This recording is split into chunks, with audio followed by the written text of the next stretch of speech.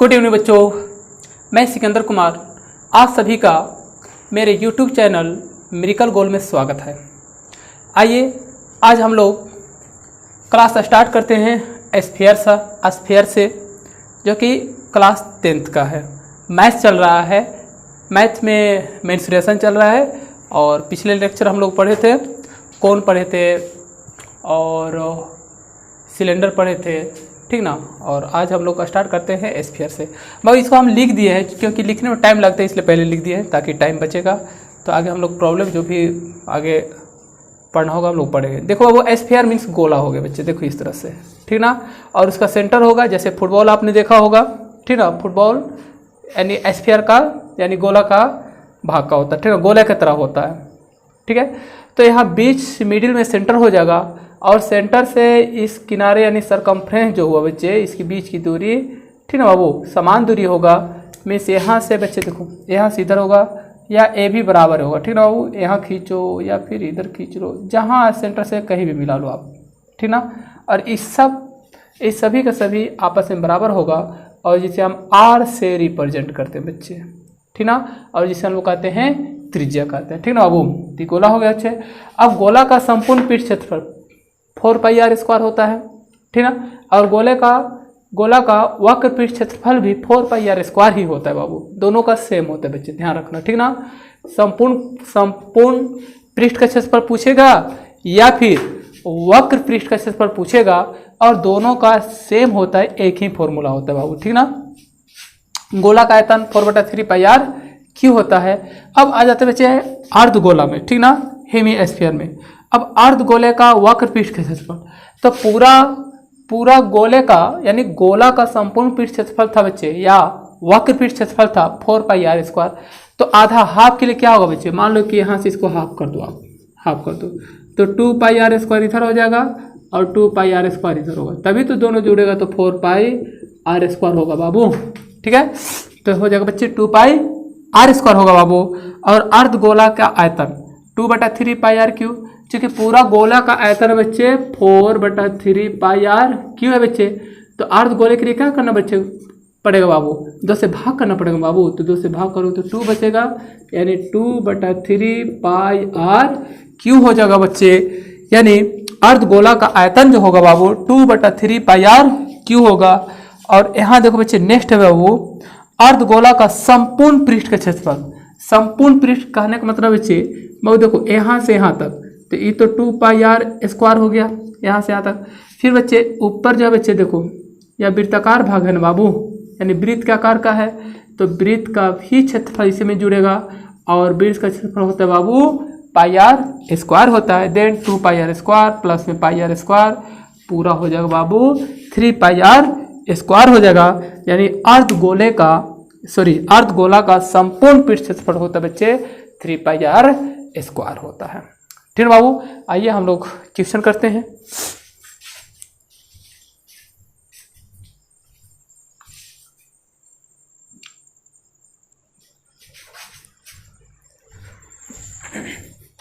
देखो बाबू एग्जांपल लेते हैं हम लोग एक कर बच्चे, कोई बर्तन एक खोखले अर्धगोले के आकार का है, ठीक है बाबू।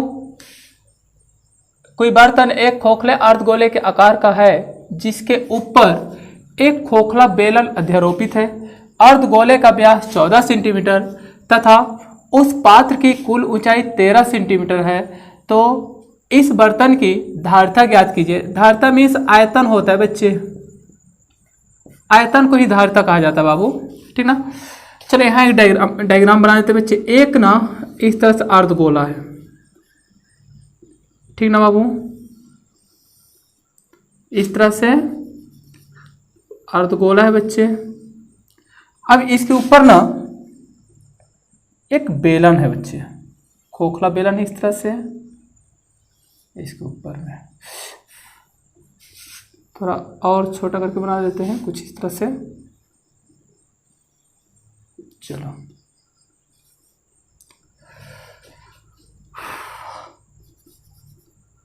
डायग्राम थोड़ा बढ़िया से नहीं बन पा रहा है, चलो ठीक हो गया।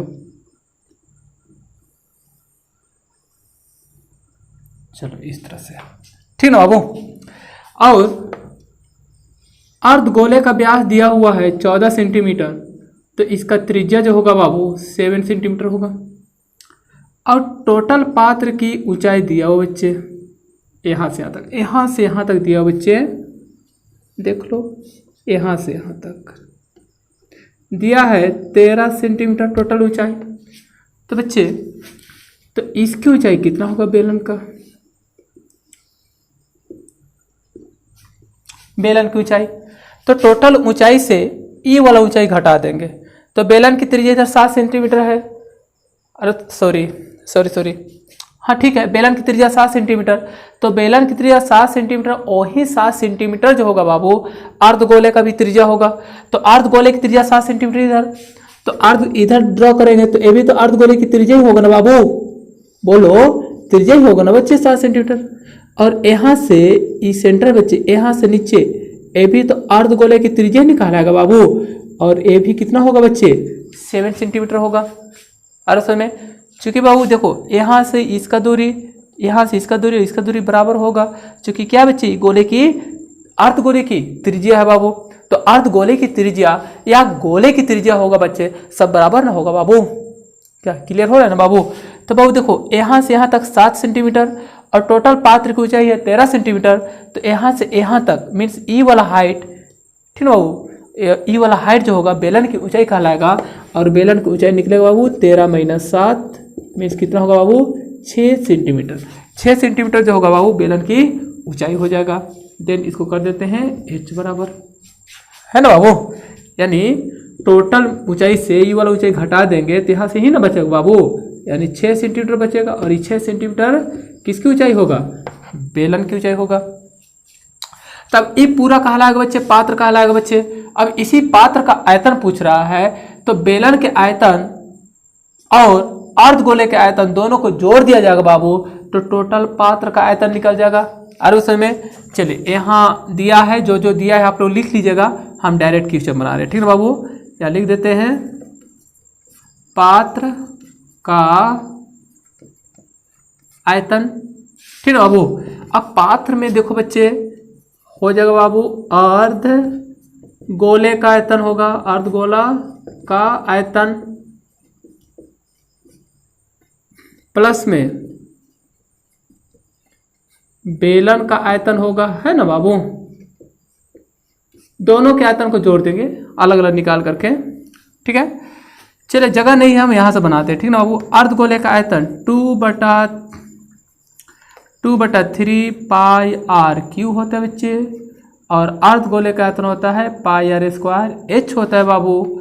अब देखो यहाँ पर पाई आर स्क्वायर कॉमन ले लिए बाबू, यहाँ बचा 2/3 और यहाँ 3 R3 था ना बाबू, तो 2 बाहर आ गया ना, तो 1 R बच गया यहाँ पर, और यहाँ पाई आर स्क्वायर बाहर आ गया तो बच गया H बच गया, ठीक ना बाबू। चलिए देखते हैं 22/7 R का वैल्यू देखो 7 ना बाबू, तो 7 का स्क्वायर हो गया, और यहाँ होगा 2/3 इंटू में R का वैल्यू 7 प्लस में H का वैल्यू 6 हो गया बच्चे, ठीक ना बाबू।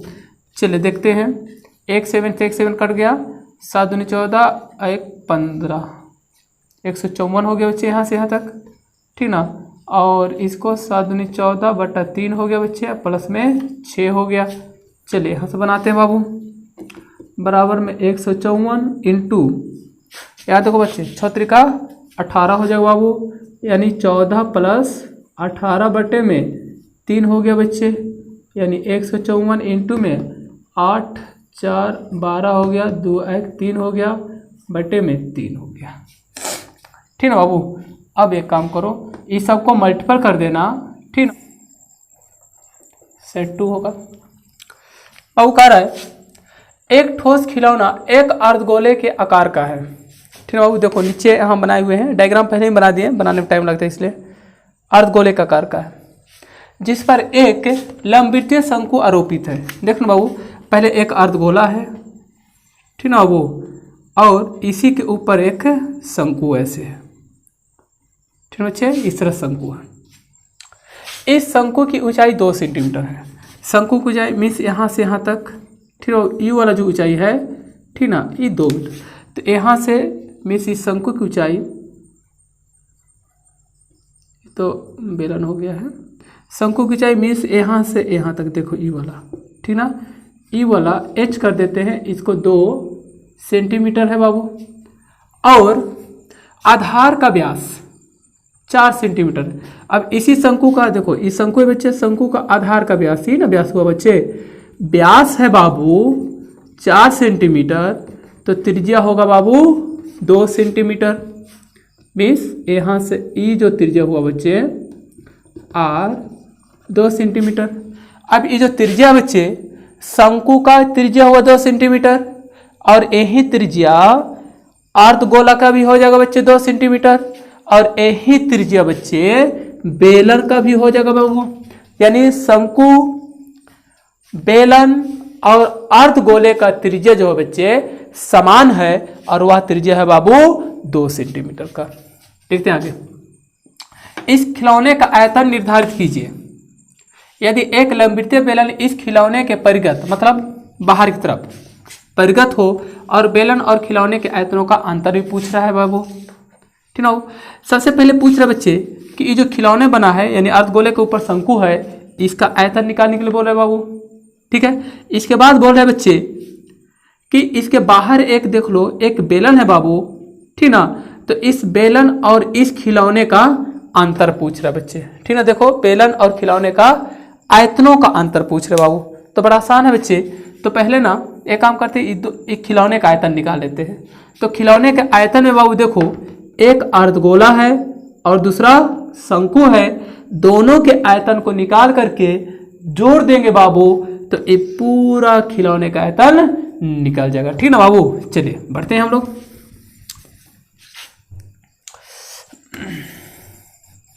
चलिए यहां लिखेंगे बाबू,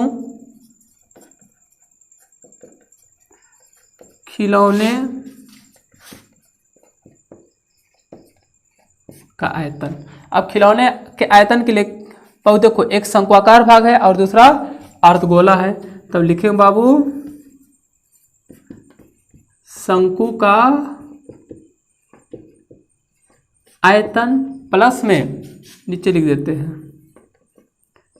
अर्धगोला का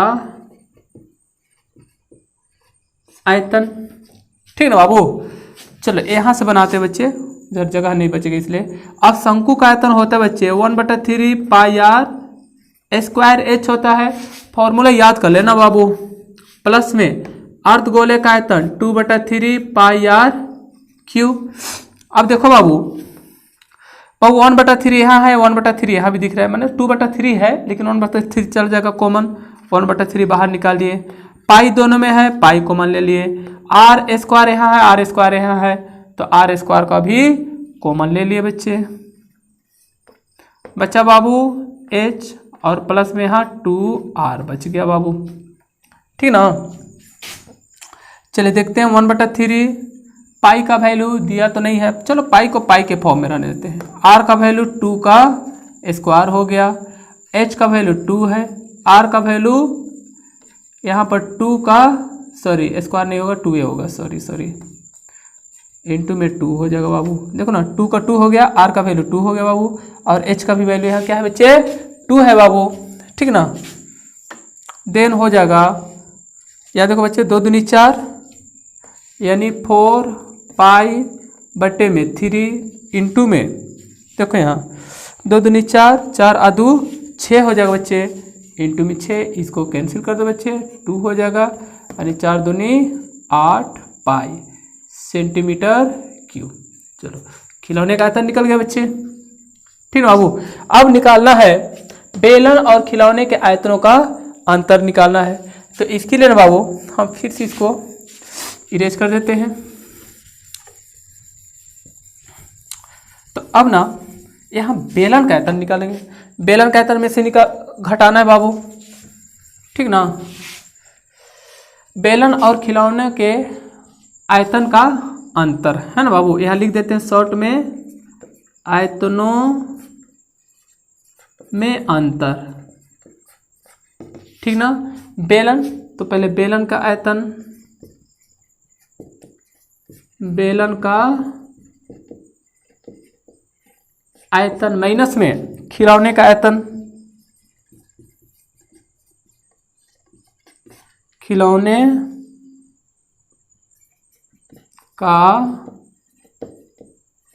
आयतन। चलो यहां से बनाते हो।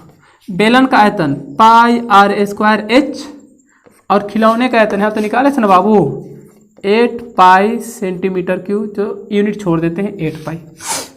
अब यहाँ देखो बाबू एच, बेलन की ऊंचाई कौन सा होगा बाबू, यहाँ देख रहे हो बच्चे, यहाँ से ई वाला जो होगा टोटल ई बेलन की ऊंचाई कहा लगा बाबू, ठीक ना। अब यहाँ से यहाँ तक 2, यहाँ से यहाँ तक शंकु की ऊंचाई अर्थात कितना हो गया बाबू 2 सेंटीमीटर, मीन्स यहाँ से यहाँ तक 2 सेंटीमीटर हो गया बाबू। अब चाहिए हमें यहाँ से यहाँ तक ऊंचाई, तो बाबू देखो यहाँ देखो बच्चे, यह अर्धगोले का सेंटर हो गया और सेंटर से अर्धगोले के सरकमफ्रेंस तक की बीच की दूरी कितना होगा बाबू, ठीक है बाबू, त्रिज्या के बराबर होगा ना बाबू। और ये जो है बच्चे 2 सेंटीमीटर है, तो नीचे भी कितना हो जाएगा बाबू 2 सेंटीमीटर हो जाएगा, अर्थात अर्थात बेलन का कुल ऊंचाई हो जाएगा बच्चे, ठीक है बाबू 2 + 2 यानी 4 सेंटीमीटर हो जाएगा, ठीक है बाबू। तो चलिए यहाँ पाई का कॉमन ले लिए, क्योंकि यहाँ भी पाई है, ठीक है। अब आर, तो बेलन का भी आर तो एक ही है ना बाबू, 2 हो जाएगा, 2 का स्क्वायर इंटू एच हो जाएगा टोटल ऊंचाई, यहाँ से यहाँ 2 और यहाँ से यहाँ 2 यानी 2 और 2 4 हो गया माइनस में 8, ठीक ना बाबू। ये पाई हो गया, देखो 2 दूनी 4, 4 चौका 16, 16 माइनस 8 मीन्स हो जाएगा बच्चे, यहाँ पाई हो गया, 16 से 8 घटा देंगे तो 8 बचेगा बाबू, यानी 8 पाई सेंटीमीटर क्यूब। चलो इतनों का अंतर भी निकल गया बाबू और खिलौने का आयतन भी निकल गया, ठीक ना बाबू। तो बच्चे फॉर्मूला आपको याद करना पड़ेगा, फॉर्मूला याद नहीं करोगे तो फिर तो मुश्किल हो जाएगा, है ना। फॉर्मूला आपको तो याद करना ही पड़ेगा बाबू, ठीक है बाबू। तो रहने देते हैं, ठीक है। और मुझे लगता है कि थोड़ा सा आप फॉर्मूला याद कर लोगे और बुक आप निकाल कर बनाओगे तो आई थिंक सारा प्रॉब्लम बना ही लोगे, और थोड़ा प्रॉब्लम होगा नहीं बनेगा तो कोई दिक्कत नहीं है, घबराने की जरूरत नहीं है, क्योंकि हम ओवरऑल बुक का सारा कॉन्सेप्ट देने के बाद फिर से हम प्रॉब्लम बनाएंगे एक्सरसाइज बाय एक्सरसाइज, ठीक है बाबू। ओके।